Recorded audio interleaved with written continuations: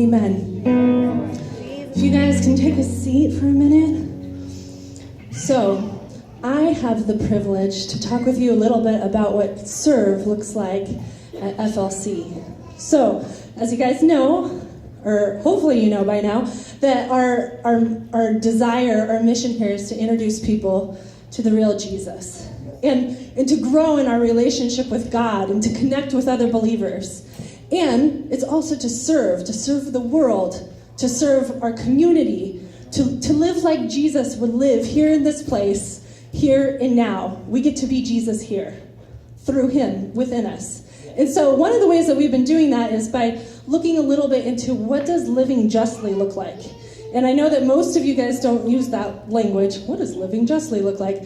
But at the same time, there's this idea that goes through Scripture from beginning to end about justice, or the word for it is also translated as shalom. It's way more than just like, justice like in the courts. It's like the full restoration of things to the way that they should be. And we get to be part of that. And one little tiny way that we've been practicing that is through the LBD.Project. And so when we did the LBD.Project, this is something that we do in March. At the end of it, we were like, we're going to have this great idea, and we're gonna to celebrate our good stories and what happened, it's going to be mesmerizing. We're going to be mesmerized. And, we got to the end of the project, and some people were mesmerized, but honestly, I wasn't really mesmerized. I was kind of sad. I was like, man, we could have raised so much more money. We could have done so much more, and I kind of didn't have a really good, it wasn't that I had a bad attitude, but it wasn't exactly seeing the whole picture attitude. So, just to go back and talk a little bit about what the LBD.Project is, to give you some clarity. It started in 2012. We just finished our 7th year. And in 2012, it was really just actually me wearing one black item of clothing through the month of March. But every single year since then, people have joined us and now are joining us around the globe. So what is it for? I mean, the idea is that we wear the same black item of clothing, and it's not, we fundraise through it, sure, and we raise awareness through it, and we equip people, ordinary, every single day people, to kind of begin to do something about an area of injustice in our world, which is human trafficking, also known as modern day slavery. So as we do something about this, we're like, hey, yeah, we can empower people to do something by just saying, hey, we're going to do this all together. We're just going to spend 1 month of our life, and we're just going to focus on this during this 1 month by wearing this one black item of clothing, and we're going to try to equip you, we're going to try to empower you to do something about this issue. So Heidi chose this image, which I like, which is arm wrestlers, and I was thinking afterwards, I was like, what a good idea. We should totally do like this arm wrestling, like fundraiser thing, and we can talk about it, and we can get like a bunch of bikers. And then I was like, I actually don't know any bikers except for Marlene, who kind of doesn't really bike right now. But I was like, that would be a cool way to like start conversations and get in touch with the community. I would lose every single arm wrestling fight, I can assure you. But at the same time, the point is that our goal is to empower people. We want to empower people. And the reason why we do this is because we believe that everybody should have a chance to be free, that people shouldn't be enslaved. If we really loved our brothers and sisters, we wouldn't enslave them. It kind of seems like common sense now, but at some point in history it wasn't common sense, and for a lot of people, they still live in an aspect where they don't treat people justly, they don't pay them fair wages, they still use them as commodities, use their bodies, use their labor. And so that's kind of something that we're like, hey, this should not be so. We want to do something about it. We're going to at least try to do something about it, see if we can do something about it. So the result is that, this year, we were able to raise almost $15,000, which is exciting, and that means that, like, total of all the years we've done this, we've raised $65,000 to end human trafficking, or to help end it, at least. A lot of that went to local organizations here in our community who I talk with personally, and I know desperately need that help.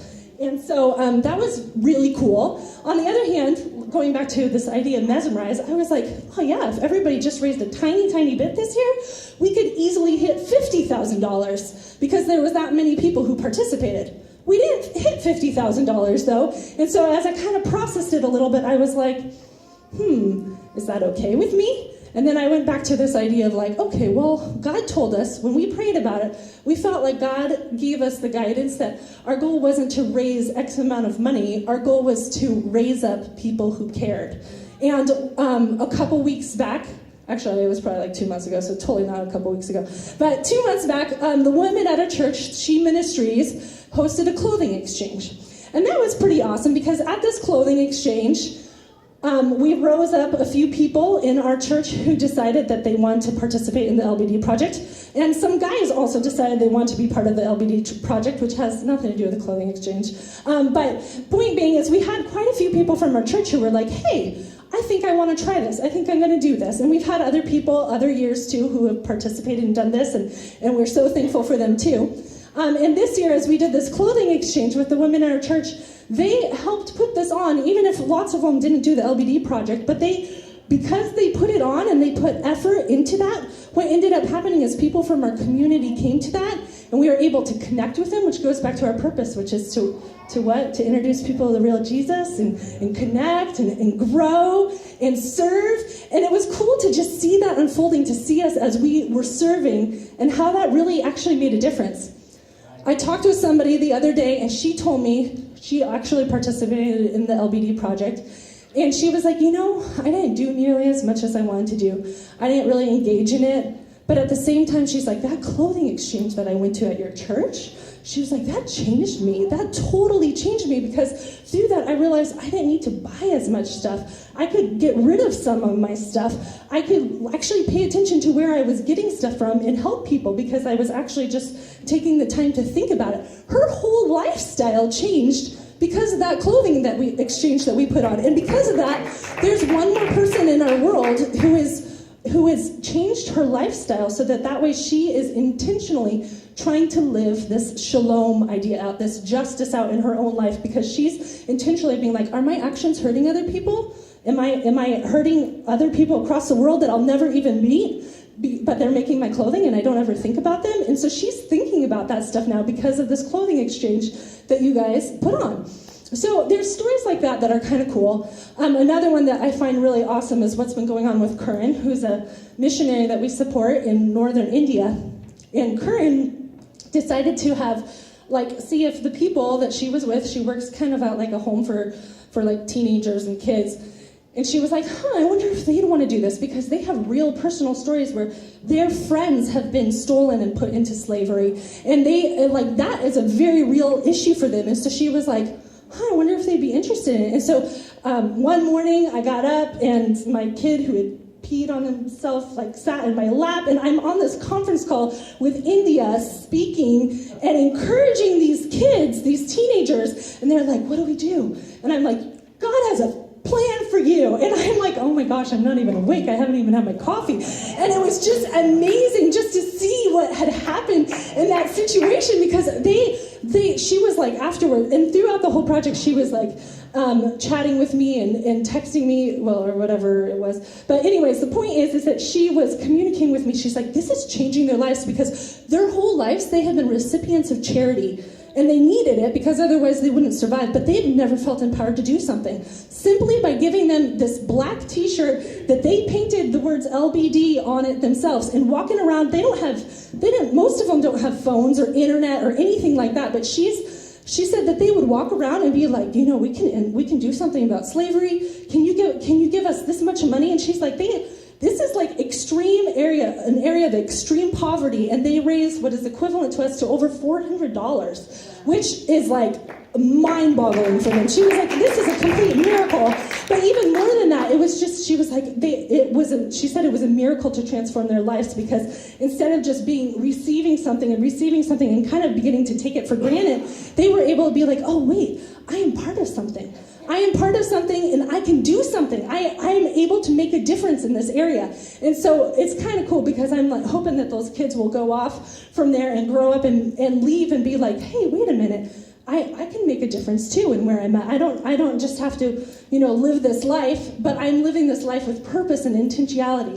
And it was interesting because I decided to be like, okay, well, maybe I wasn't fully mesmerized, but at the same time I was like, I'm going to start asking people their stories, especially the people who weren't posting on social media a lot. And I was like, I want to see how they grew from this, or if they grew at all. Did we meet our objective? Did we raise up advocates that would end modern slavery? So I started talking with people in our church who participated, and I was like, okay, so what did you learn? Did you grow? Why did you do this? And it was kind of cool because I found out that people actually had stories of growth, and some of them were because they learned that they could actually say stuff to people about human trafficking. Some people wore the same, as they wore that same, I was really impressed with Edie, whose picture isn't up on there, but she was like, every week at church, she's like, check out my shirt, I'm still wearing it. And I'm like, yeah, Edie. And so even Leah, when she was talking about how she was like, yeah, well, it wasn't so much about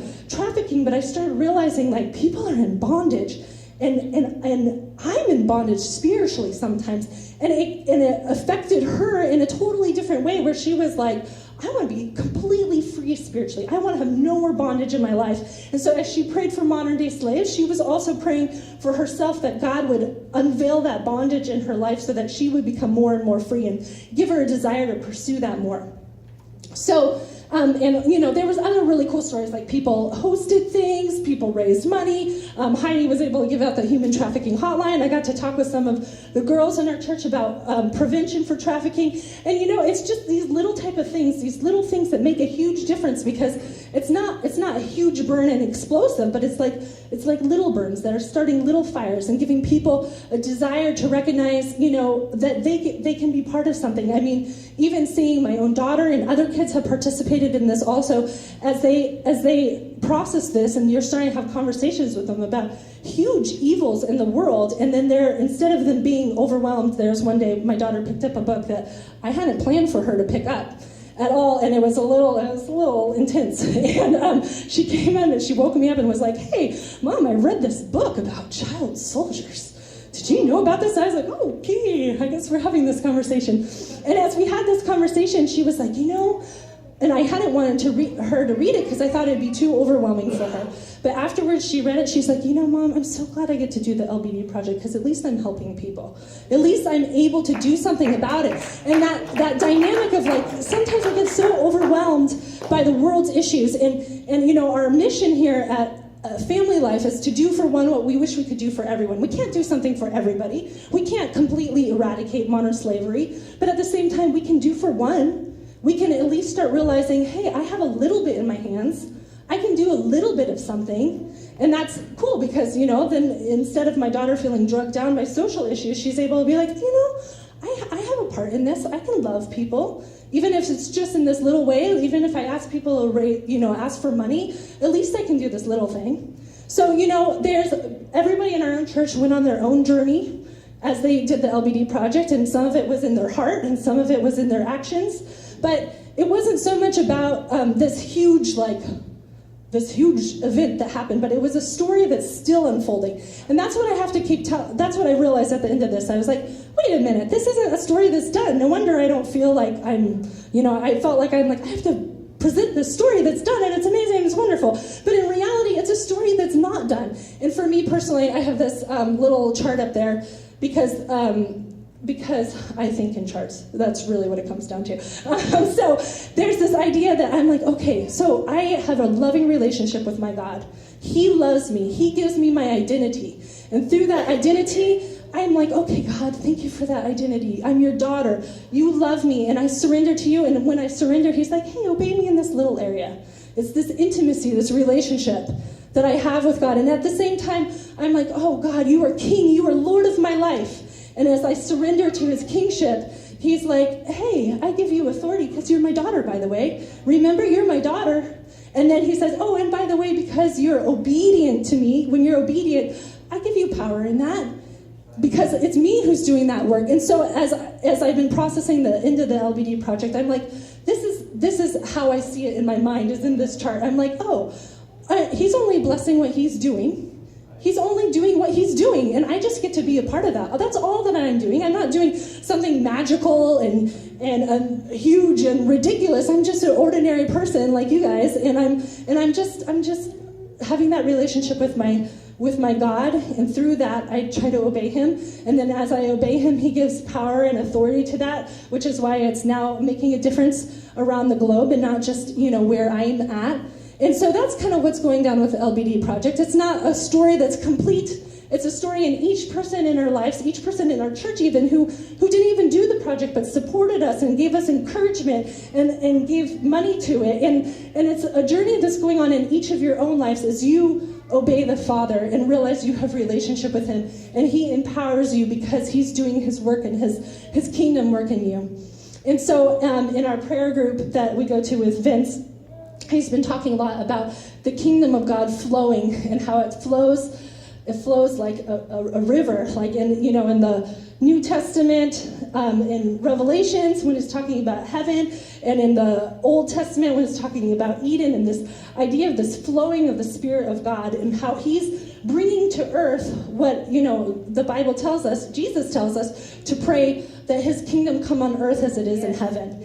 And so really all it is this flow of what he's doing. And so I talked earlier about this idea of shalom, or this idea of justice, this encompassing act of justice, of this righteousness that brings peace wherever it goes. And that is what God cares about. And so for me during this project, I studied the Book of Amos, which is it's a short book, but it is a hard book when it talks about justice. It is all about justice. And you read it and you're like, oh my gosh, I am doing half of the stuff that it's telling us not to do. But somewhere right in the middle of the Book of Amos, it talks about this flow of justice, this river of justice that God wants to bring forth. And that is what I see going down at our church. And so there's this idea of like, oh, what are we mesmerized by? I'll tell you what I'm mesmerized by. I'm mesmerized because God is doing this little journey on each person who is taking part in this in some way or another, whether they did the LBD.Project or whether they're serving by supporting it or serving in another way to live out this idea of shalom or justly, or being intentional with whether we're living rightly in a way that affects the people around us and our circles of influence. And he's bringing his kingdom forth through that as we are thinking about that and as we're aware of that. And I see that in each person who participated as they talked with me about it. I'm like, God is bringing something forth in them. God is bringing something forth to change them and to grow them. And God is bringing something forth in them that is helping them serve the world, and it's affecting people, and it's bringing people closer to God. And I think that that's kind of amazing, personally. And what I pray for, and as we continue forward, because this story is not done, but next year, and even throughout this year, that in San Diego, where we live, in our community, justice flows, that his kingdom comes here where we are because we actually serve and we act like him in this area. And so that's my challenge to you guys as we leave, is to be aware of how you're letting God flow through you. Are you recognizing your relationship with him and the power that he gives you? Is he calling you to a step that he wants you to do, to carry out his justice, to live justly, to seek justice for somebody else, to care about the things of his heart? Or maybe he's just wants you to study the Book of Amos. I mean, I don't know. But I'm saying that he does have a plan for each of us, because it's not just this whole, people get really into, social justice, and they're like, I'm a social justice freak or whatever. And that's not what we're about here. What we're about here is living out what God desires. And his desires that we do for one, what we wish we could do for everyone. And part of that is living out his character. And part of his character is serving by living justly in our own life and pursuing that for other people who do not have a voice and are not able to speak up for themselves and need somebody to intervene on their behalf, like the modern slaves that we have in San Diego, those 10,000 girls who are trapped in sex trafficking. There's something that we can do about that, and that's my challenge to you, is just to ask God, what is your next step? And also just to say thank you for being part of it this year. And you guys really did a lot, and I'm really thankful for that. It makes me not feel alone, and I'm glad that I'm with you guys and you're my family here.